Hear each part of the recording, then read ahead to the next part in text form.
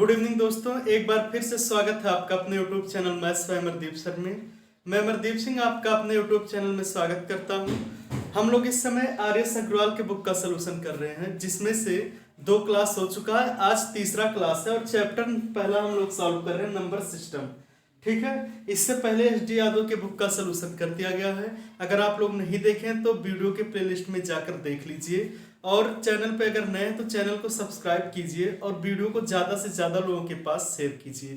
तो चलिए आज का क्लास स्टार्ट करते हैं और क्वेश्चन नंबर 60 तक हम लोग 2 वीडियो में कवर कर चुके हैं। आज तीसरे क्लास में हम लोग क्वेश्चन नंबर 61 से सॉल्व करेंगे। क्वेश्चन नंबर 61 आपको दिया गया है 11 का स्क्वायर प्लस 12 का स्क्वायर प्लस 13 का स्क्वायर प्लस डॉट डॉट 20 का स्क्वायर।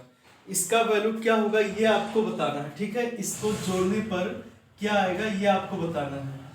जैसा कि आप लोग जान रहे हैं इस समय लॉकडाउन चल रहा है, इसीलिए बुक तो मिल नहीं रहे हैं, इसीलिए मोबाइल में ऐप्स डाउनलोड किया गया है और उसके बाद में उसको मैं लिख कर उसके बाद आप लोगों को पढ़ा रहा हूँ। तो अगर मैं आप लोगों के लिए इतनी मेहनत कर रहा हूँ तो आप लोग भी थोड़ा सा मेहनत कीजिए। 1 मिनट लगता है, केवल शेयर कीजिए और सब्सक्राइब कर लीजिए वीडियो को। ठीक है, चलिए देखते हैं। अब यहाँ से आप लोगों को पता है कि अगर प्राकृतिक संख्याओं के वर्गों का योग क्या होता है।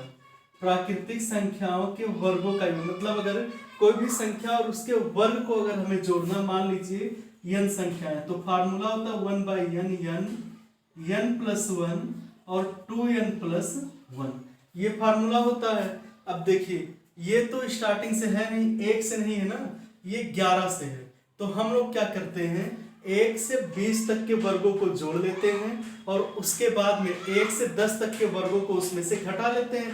हमें पता चल जाएगा 11 से 20 तक के वर्ग का योग क्या होगा। देखिए जैसे 1 से लेकर और 20 तक के वर्गों को हम लोग जोड़ लेते हैं और उसमें से 1 से लेकर और 10 तक के वर्गों को घटा लेते हैं। ठीक है, चलिए ये n का मतलब क्या होता है इसमें, जो लास्ट संख्या। ठीक है, तो यहाँ पर n की जगह पर 20 और यहाँ पर 10 है। चलिए रखते हैं उसी फार्मूले पर 1/6 इंटू n की जगह पर कितना है इसमें 20 गुणे 20 और 1 21 गुणे 20 दूनी 40 और 1 41। ठीक है, माइनस ये n की जगह पर कितनी संख्या है 10 संख्या, तो 1/6 गुणे n की जगह पर रखेंगे 10 गुणे 10 और 1 11 गुणे 10 दूनी 20 और 1 21। ठीक है, अब इसको सॉल्व कीजिए। देखिए 3 दूनी 6, 3 सत्ते 21, 2 दहाइयों 20। ऐसे ये हो जाएगा 3 दूनी 6, 3 सत्ते 21, 2 पचे 10। ठीक है, अब इसका जब गुणा करेंगे 7 एकम 7, 7 चौक 28 और 1 0 हो जाएगा 10 का गुणा करने पर, माइनस ये हो जाएगा 7 पचे 35, 35 और 11 का जब आप गुणा करेंगे तो ये 5 8 3 385 आएगा। ठीक है, अब क्या कीजिए इसमें से इसे घटा लीजिए, 10 में से 5 जाएगा 5 और ये बचेगा हमारा 6, 6 में से 8 जाएगा नहीं, एक कैरी लेंगे 16 में से जब 8 जाएगा तो 8 और यहाँ पर 7 बचा, 7 में से 3 जाएगा तो 4 और ये 2 बचेगा, 2485 आएगा। ठीक है, इसका आंसर जो है 2485 आएगा। चलिए उम्मीद करते हैं ये क्वेश्चन समझ में आया होगा। अगला क्वेश्चन देखते हैं हम लोग। दिया गया है अगला क्वेश्चन नंबर 62 है, यदि 1 का स्क्वायर प्लस 2 का स्क्वायर प्लस 3 का स्क्वायर प्लस डॉट डॉट 20 का स्क्वायर बराबर 2870 हो तो 2 का स्क्वायर प्लस 4 का स्क्वायर प्लस 6 का स्क्वायर प्लस डॉट डॉट 40 का स्क्वायर बराबर क्या होगा। ठीक है, कहा जा रहा है आपसे कि अगर 1 का स्क्वायर 2 का स्क्वायर अगर हम इन सबको जोड़े 20 के स्क्वायर तक तो 2870 आता है। आप हमें बताइए कि 2 का स्क्वायर 4 का स्क्वायर 6 का स्क्वायर और 20 के स्क्वायर तक जोड़ देंगे तो इसका वैल्यू कितना आएगा। ठीक है, तो चलिए देख लेते हैं। यहां से हम लोग 2 के स्क्वायर को 2 गुणे 1 का स्क्वायर लिख सकते हैं ना, बहुत ही बेसिक से मैं बता रहा हूं। देखिए 4 को लिख सकते हैं 2 गुणे 2 का स्क्वायर और 6 को लिख सकते हैं 2 गुणे 3 का स्क्वायर, डॉट डॉट 40 को लिख सकते हैं 2 गुणे 20 का स्क्वायर। इतना समझ रहे हैं। अब देखिए अगर किसी संख्या का स्क्वायर है तो दोनों का स्क्वायर होगा, 2 का स्क्वायर गुणे 1 का स्क्वायर, प्लस इसमें भी 2 का स्क्वायर गुणे 2 का स्क्वायर, ये हो जाएगा 2 का स्क्वायर गुणे 3 का स्क्वायर, प्लस डॉट डॉट ये 2 का स्क्वायर गुणे 20 का स्क्वायर। इतना समझ रहे हैं। अब देखिए इन सब में क्या कॉमन है, 2 का स्क्वायर कॉमन ले लीजिए, ये बचेगा 1 का स्क्वायर प्लस 2 का स्क्वायर प्लस 3 का स्क्वायर प्लस डॉट डॉट 20 का स्क्वायर। ठीक है, 2 का स्क्वायर होता है 4 गुणे, आपको पता है 1 का स्क्वायर 2 का स्क्वायर 3 का स्क्वायर 20 के स्क्वायर तक जोड़ने पर आपको दिया गया है कितना आ रहा, 2870।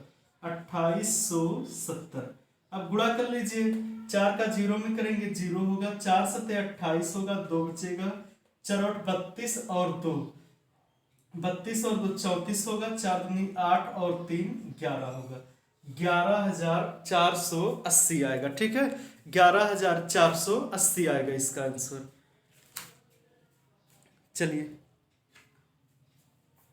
आप लोग क्वेश्चन नोट करते रहिए, एक नोट बना लीजिए। ठीक है, ये आर्यस अग्रवाल का न्यू एडिशन का बुक है। क्वेश्चन नंबर 63 दिया गया है 225 के पावर 0.2 गुणे 225 के पावर 0.3 बटे 225 के पावर 0.8 गुणे 225 के पावर 0.2।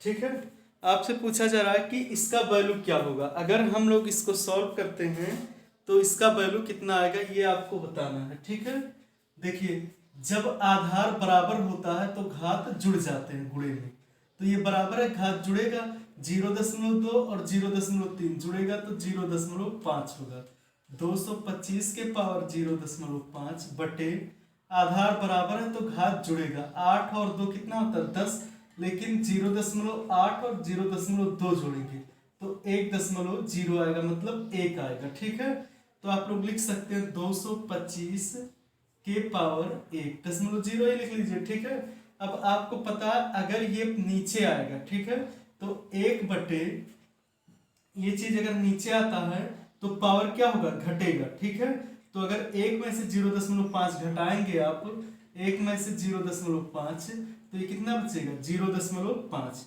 यानी कि 225 के पावर 0.5 और 0.5 का मतलब क्या होता है 1/2, 1/225 के पावर 1/2 या 1/2 का मतलब होता है रूट, 1/रूट में 225 और 225 को बाहर निकालेंगे, 225 किसका स्क्वायर होता है 15 का, तो इसका इस आंसर आएगा जो 1/15। ठीक है, चलिए देख लीजिए, समझ में आ रहा है ना। अब यहां से हम लोग अगले क्वेश्चन नंबर 64 से इकाई का अंक ज्ञात करना सीखेंगे। वीडियो के प्लेलिस्ट में एक प्लेलिस्ट और बनाया गया है इकाई के नंबर सिस्टम करके, और उसमें इकाई के अंक के लिए बहुत अच्छे से रूल बताया गया है, आप लोग वहां से देख लीजिएगा। चलिए इसको देखते हैं हम लोग। दिया गया है संख्या 2137 के पावर 753 ऐसे दिया में इकाई का अंक क्या होगा। आपको दिया है 2137 के पावर 753 में इकाई का अंक क्या होगा। तो देखिए इकाई के अंक के लिए हमें करना क्या है, लास्ट वाली संख्या के, क्योंकि इकाई का अंक ही तो होता है लास्ट वाली संख्या, तो लास्ट वाली संख्या को ही देखते हैं, बाकी सबको छोड़ देते हैं। मान लीजिए 7 के पावर 753 दिया है। अब क्या करते हैं हम लोग, ये पावर 7 का 753 बार गुणा तो नहीं किया जा सकता, इसीलिए 753 को एक तरीका होता है कि 753 को 4 से काट दीजिए, 753 को 4 से डिवाइड कीजिए, 4 के अंदर 4, 3 बचेगा 35 होगा, 4 8 32, 3 बचेगा 33 होगा, 4 8 32, 1 बचेगा। ये जो शेषफल बचता है, ठीक है, इसी को इसके ऊपर पावर मानते हैं, तो 7 के पावर 1 बराबर कितना होगा 7 होगा, तो इसके इकाई का अंक 7 होगा। ठीक है, देखिए समझ में आ रहा है आप लोगों को। यहां से क्या करना है, इकाई के अंक को हमें लाना है, यानी कि लास्ट वाली संख्या को देखना है। ठीक है, अब जो पावर होगा अगर उतनी बार गुणा करना असंभव है तो उसको 4 से डिवाइड कर देते हैं, जो शेषफल बचता है उसी को पावर मान लेते हैं। बस उसके बाद जितनी बार बचेगा उसका गुणा कर लेंगे, ठीक है। तो 7 के पावर 1 का मतलब 7 होता है और यही इकाई का अंक होगा। चलिए एक क्वेश्चन और देखते हैं हम लोग 65 को। क्वेश्चन नंबर 65 दिया गया है आपको 13 के पावर 2003। इसमें कहा जा रहा है इकाई का अंक ज्ञात कीजिए, ठीक है। तो 2003 को जब आप 4 से भाग देंगे तो 4 पचे 20 और ये कट जाएगा, 3 से इस पर बचेगा 3 के पावर 3। 13 मत लिखिए, 1 को हटा दीजिए, ठीक है। अब 3 का गुणा 3 बार करेंगे, 3 त्रिका 9 त्रिक 27। तो इसमें इकाई का अंक कितना आया, 7 आया। तो इसके इकाई का अंक 7 होगा, ठीक है। चलिए क्वेश्चन नंबर 65 हो गया। 66 को देख लेते हैं। यहीं पर 66 दिया 22 के पावर 23। 22 के पावर 23 दिया है। तो 22 का जो 2 है आगे वाला, इसको तो हटा दीजिए। आप समझ लीजिए 2 के पावर 23 दिया। अब जब 23 को 4 से डिवाइड करेंगे, 4 पचे 20, शेषफल कितना बचेगा, 3। 2 के पावर 3 और 2 के पावर 3 का मतलब कि 2 गुणे 2 गुणे 2 और 2 दूनी 4 दूनी 8। तो लास्ट वाला अंक कितना आएगा, 8 आएगा। इसके इकाई का अंक 8 होगा, ठीक है। चलिए क्वेश्चन नंबर 66 हो गया हमारा। क्वेश्चन नंबर 67 देखते हैं। क्वेश्चन नंबर 67 आपको दिया गया है 7 के पावर 105 में इकाई का अंक कितना है। कहा जा रहा है अगर 7 के पावर 105 है तो इसमें इकाई का अंक क्या होगा। 105 को आप 4 से डिवाइड कीजिए, 4 दूनी 8, 2 बचा 25, 4 6 24, 1 बचेगा शेषफल, यानी कि इकाई का अंक कितना होगा, 7 होगा, ठीक है। इकाई का अंक 7 होगा। क्वेश्चन नंबर 68 को देखते हैं।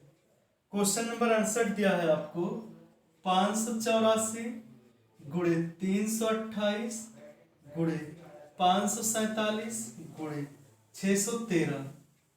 इसमें कहा जा रहा है आपसे इकाई का अंक ज्ञात कीजिए, ठीक है। अगर इसको आपको सॉल्व करके इकाई का अंक आपको बताना है, ठीक है। तो हम लोग क्या करते हैं, इकाई का अंक पता करना, इसलिए इकाई के अंकों को लेकर चलेंगे केवल और सबको छोड़ देंगे। देखिए करना क्या है, इसका इकाई का अंक 4 है, इसका 8 है, इसका 7 है, इसका 3 है, इन्हीं सबका गुणा करते हैं। और देखिए 4 8 32, 32 आया। अब 32 का 7 में गुणा मत कीजिए, 32 का इकाई का अंक कितना है, 3 है, बड़ा लिख दें थोड़ा। 32 के इकाई का अंक कितना, 2। 2 का गुणा 7 में कीजिए, 7 दूनी 14 और 14 की इकाई का अंक 4 है, 4 का गुणा 3 में कीजिए, 4 तिहाई 12 और 12 की इकाई का अंक क्या है, 2 है। तो इसके इकाई का अंक कितना आएगा, 2 आएगा, ठीक है। इसके इकाई का अंक 2 आएगा। ऐसे आपको करना है, इकाई के अंक का गुणा इकाई के अंक वाले में कीजिए और लास्ट वाले अंक को फिर ले लेकर चलिए। ये नहीं कि पूरे का मल्टीप्लाई आप कीजिए, ठीक है, उतना बड़ा। चलिए अगला क्वेश्चन देखते हैं।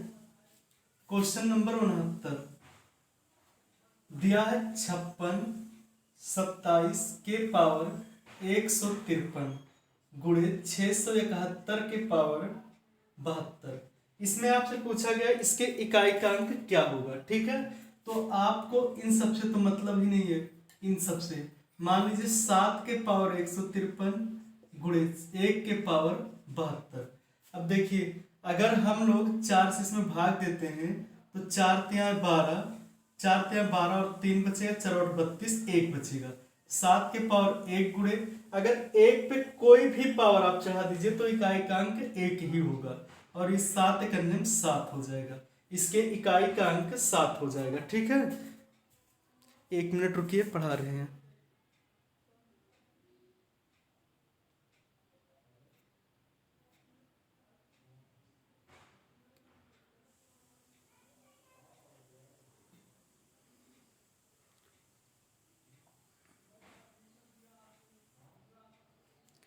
चलिए 69 हो गया क्वेश्चन।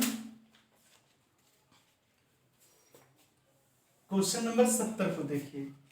क्वेश्चन नंबर 70 दिया है आपको 7 के पावर 95 माइनस 3 के पावर 58। ये दिया गया, कहा जा रहा है इसके इकाई का अंक ज्ञात कीजिए। 7 के पावर 95 माइनस 3 के पावर 58 कि इकाई का अंक आपको पता करना, ठीक है। सेम ही प्रोसेस है, 7 के पावर मतलब इस 95 को पहले 4 से डिवाइड कीजिए, तो 4 से अगर डिवाइड करेंगे तो 4 दूनी 8, 1 बचा, और ये 15 हुआ, 4 तिया 12, 3 बचा, 7 के पावर 3 माइनस इसे जब 4 से डिवाइड करेंगे 4 के अंदर 4, 1 बचा, 18 हुआ, 4 चौक 16, 2 बचेगा, ठीक है। अब 7 के पावर 3 का मतलब कि 7 का 3 बार गुणा कीजिए, 7 सत्ते 49 सत्ते 343, देख लेते हैं, 7 सत्ते 49 सत्ते 343 होता है, माइनस 3 त्रिका 9 त्रिक 27। अब इसमें से 27 को घटा लीजिए 343 में से, तो देखिए 13 में से 7 जाएगा तो 6 बचेगा, और ये 3 बचेगा, सॉरी 3 क्यों बचेगा, 1 बचेगा 3, इसके इकाई का अंक कितना है, 6 है, तो इसके इकाई का अंक 6 होगा। एक बार सही से देख लीजिए आप लोग, कहीं गलती तो नहीं हुई है, आंसर कुछ और दे रहा है। 4 से डिवाइड करेंगे, 4 दूनी 8, 1 बचा 15 हुआ, और फिर 4 तिया 12, 3 बचेगा, ठीक है, सही है। 7 सत्ते 49, 49 सत्ते 9 सत्ते 63, 7 चौक 28 और 3 28 और 6 सही है।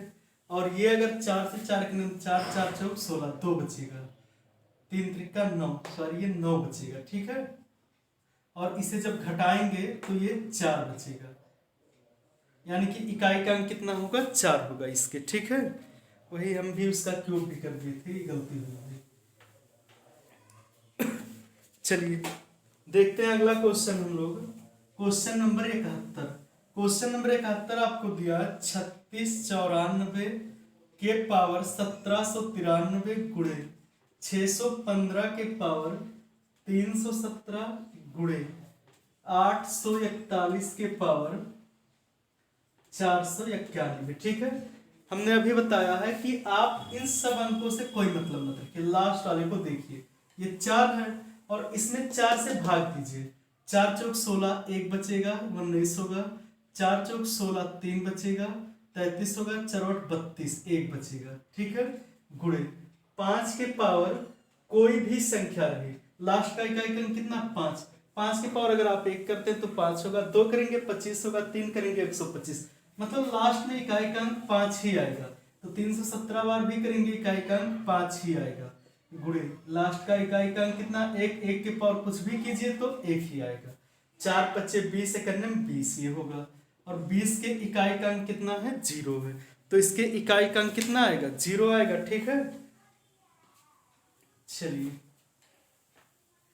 क्वेश्चन नंबर 72 को देखते हैं। क्वेश्चन नंबर 72 दिया है 3 के पावर 61 गुणे 6 के पावर 43 गुणे 7 के पावर 82। आपसे पूछा जा रहा है इसमें इकाई का अंक क्या होगा, ठीक है। देखिए वही प्रोसेस करना आपको, इसे 4 से डिवाइड कीजिए, 4 के अंदर 4, 2 बचा, 21 हुआ, 4 पच्चे 20, 1 हुआ, ठीक है। इसे जब 4 से डिवाइड करें, 4 के अंदर 4, 3 बचेगा, इसे जब 4 से 4 दूनी 8, और 7 के पावर कितना बचेगा, 2 बचेगा, ये 3 होगा, 6 का क्यूब 6 चौक 36, 6 के 216, 7 सत्ते 49, ठीक है। अब गुणा कर लीजिए, 6 त्रिक 18, 18 के इकाई का अंक किसमें कीजिए, 8 9 72, तो इसके इकाई का अंक कितना आएगा, 2 आएगा, ठीक है, इकाई का अंक 2 आएगा। और भी क्वेश्चन इकाई के अंक के, हाँ है अभी, इकाई का अंक 2 आएगा, ठीक है। चलिए क्वेश्चन नंबर 73 को देखते हैं हम लोग। क्वेश्चन नंबर 73 दिया गया है आपको, क्वेश्चन नंबर 73 17 के पावर 1999 प्लस 11 के पावर 1999 माइनस 7 के पावर 1999, ठीक है। थोड़ा सा इसमें आप लोग एक दिमाग थोड़ा सा अलग लगाइए, ये एक से तो कोई मतलब है नहीं, इसका मतलब समझ लीजिए 7 के पावर 1999 प्लस ये 1 के पावर 1999 माइनस 7 के पावर 1999, ये प्लस में था ये माइनस में कट गया, और 1 के पावर कुछ भी चढ़ाइए तो उसकी इकाई का अंक कितना आने वाला है, 1 ही आएगा, ठीक है। तो ये था इकाई के अंकों पर आधारित क्वेश्चन। चलिए अब आगे हम लोग देखते हैं क्वेश्चन नंबर 74 से। 19 मिनट हुआ अभी 74 से। क्वेश्चन नंबर 74 दिया गया है 86, 79, 83 में 7 के स्थानीय मान तथा जातीय मान का अंतर क्या होगा। कहा जा रहा है इसमें 7 के स्थानीय मान और जातीय मान में क्या अंतर है। ठीक है, स्थानीय मान क्या होता है। स्थानीय मान ये जैसे 7 का कहा गया तो 7 कहां पर है, 7 यहां है तो ऐसे लिखे 7 और उसके पीछे कितने अंक हैं, 2 3 अंक हैं तो 3 जीरो लगा लीजिए। ठीक है, जातीय मान क्या होता है, जिस संख्या को कहा जाए वही संख्या अपना क्या होता है, जातीय मान होता है। तो 7 का जातीय मान कितना होगा, 7 होगा। दोनों का अंतर पूछा गया है तो अंतर निकाल लीजिए, घटा लीजिए। 0 में से 7 जाएगा तो 3 होगा और ये 9 बचेगा, ये 9 बचेगा, ये 6, 69 93 आएगा। ठीक है, 7 के स्थानीय मान तथा जातीय मान का अंतर 69 93 आएगा।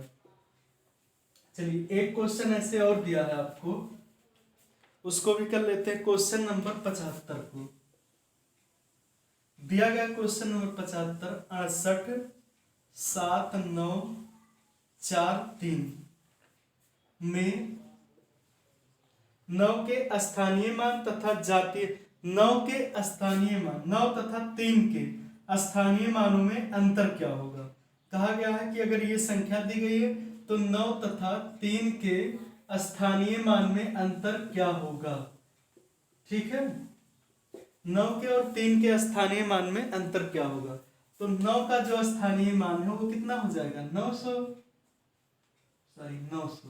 और 3 का स्थानीय मान कितना रहेगा, केवल 3 रहेगा। घटा लीजिए, जब ये 10 में से 3 जाएगा तो 7, ये 9, ये 8, 897 आएगा। ठीक है, 897 आने वाला है इसका। चलिए अगला क्वेश्चन देखते हैं। आप लोग क्लास 10th में पहला चैप्टर देखे होंगे मैथ का, उसमें एक यूक्लिड थ्योरम होता है। ठीक है, बता दे रहे हैं, हम समझा दे रहे हैं क्या होता है यूक्लिड थ्योरम। उसी पर आधारित क्वेश्चन है, दिया गया है, इसको लिखना पड़ेगा पूरा क्वेश्चन। यदि ए तथा बी पूर्णांक हो जहां b इज ग्रेटर टू 0 तो दो पूर्णांक q तथा r ऐसे होंगे कि आपको ऑप्शन दिए हैं 4, a बराबर बी क्यू प्लस आर, जहां a is greater than r equal to a ही है, नहीं 0 है, 0 is greater than r equal to r and less than b. B दिया है ऑप्शन आपको b equal to a q plus are, जहां 0 बड़ा है, सॉरी 0 छोटा है r से लेकिन b के बराबर है। और तीसरा दिया है आपको, तीसरा option b equal to r q plus a, जहां 0 बड़ा है या बराबर है r के और b से छोटा। और तीसरा ऑप्शन मतलब लास्ट दिया है जो डी वाला, नॉट मतलब नॉन ऑफ दिस। ठीक है, अब देखिए यूक्लिड थ्योरम क्या होता है, आप याद कर लीजिए। ठीक है, इस क्वेश्चन को उतना डीप में मत जाइए, आप इसको रट लीजिए। ठीक है, याद कर लीजिए। यूक्लिड थ्योरम जो होता है a equal to B Q plus are, जहां r 0 से बड़ा या बराबर होता है लेकिन b से छोटा होता है। थोड़ा सा समझ लीजिए, इसके कहने का मतलब है कि ये जो है ये भाज्य है। मतलब ये देखिए, आपको क्या कर रहे हैं, आप b को a से डिवाइड कर रहे हैं, रिमाइंडर जो है वो r आ रहा है। ठीक है, रिमाइंडर मतलब क्वोशिएंट q आ रहा है और रिमाइंडर r आ रहा है। इसके कहने का मतलब है कि a को b से आप डिवाइड कर रहे हैं, a को b से डिवाइड कर रहे हैं, क्वोशिएंट q आ रहा है और रिमाइंडर r आ रहा है। तो इस कंडीशन में आप लोगों को पता है कि हमेशा जो शेषफल होगा, ये जो शेषफल होगा वो 0 से क्या होगा, बड़ा होगा, या 0 भी आ सकता है शेषफल, लेकिन जो शेषफल है वो क्या होगा, हमेशा b से छोटा, मतलब जिस संख्या से भाग दे रहे हैं उससे क्या होगा, हमेशा छोटा होगा। ठीक है, तो इतना ही होता है, इसीलिए ऑप्शन नंबर इसका ए से, बाकी सब ऑप्शन नहीं यूक्लिड थ्योरम को बिलोंग्स करते हैं। अगर आप लोग इसको डीप में पढ़ना चाहते हैं तो क्लास 10 का एक वीडियो बनाया गया है, आप लोग वहां से देख सकते हैं। ठीक है, या क्लास 10 का बुक अगर एनसीईआरटी का हो आपके पास तो यूक्लिड थ्योरम देख लीजिए, यही होता है यूक्लिड थ्योरम। चलिए अगला क्वेश्चन नंबर 77, ये आपको दिया गया है, यदि ए तथा बी दो वास्तविक संख्याएं होती हैं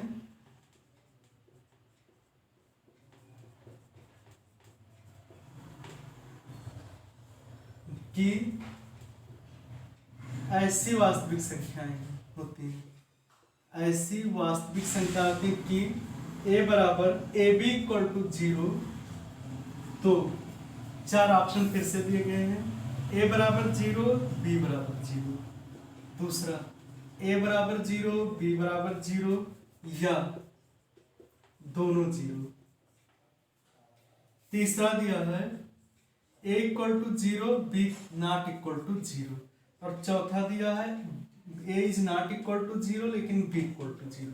कहा जा रहा है इसमें से कौन सा ऑप्शन सही है। ठीक है, अब थोड़ा सा क्वेश्चन समझिए, कहा जा रहा है कि अगर a इंटू बी बराबर 0 है, मतलब दो संख्या है उनका गुणा कर दीजिए अगर आप, तो 0 आ रहा है, तो क्या पॉसिबल है, a भी 0 होगा और b भी 0 होगा, मतलब a भी 0, a का मान 0 होगा और b का मान भी 0 होगा, दोनों का मान 0 क्या जरूरी है, जैसे आप मान लीजिए 0 गुणे 2 कर दीजिए तब भी तो 0 आता है, तो ये जरूरी नहीं कि दोनों संख्या का मान 0 हो सकता है एक संख्या ये 0 रहा हो सकता है ये 0 रहा हो, और हो सकता है कि दोनों 0 रहा हो। ठीक है, तो इसमें से ऑप्शन नंबर आपका सेकंड सही है।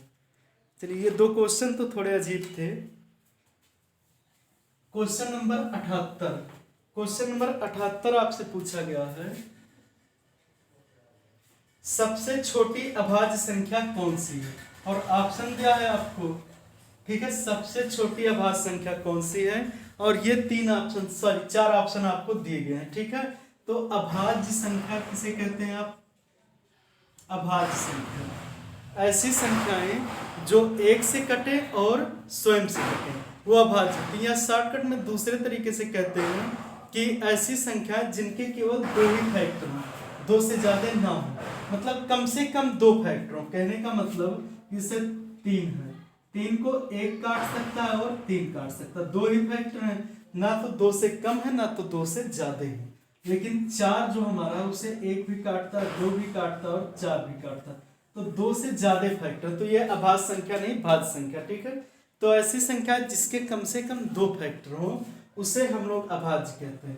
तो 0 के तो है नहीं 2 फैक्टर, 1 को 1 ही काट सकता है, ये भी नहीं है, 2 को 1 और 2 दोनों, और सबसे छोटी संख्या कहा गया इसीलिए 2 ही सबसे छोटी अभाज्य संख्या होगी। तो आप लोग कंफ्यूजन में बहुत रहते हैं कि सबसे छोटी अभाज्य संख्या क्या होती है, सबसे छोटी अभाज्य संख्या होती है 2। ठीक है, चलिए क्वेश्चन नंबर हम लोग देखते हैं 79 को। क्वेश्चन नंबर 79 दिया है, 70 से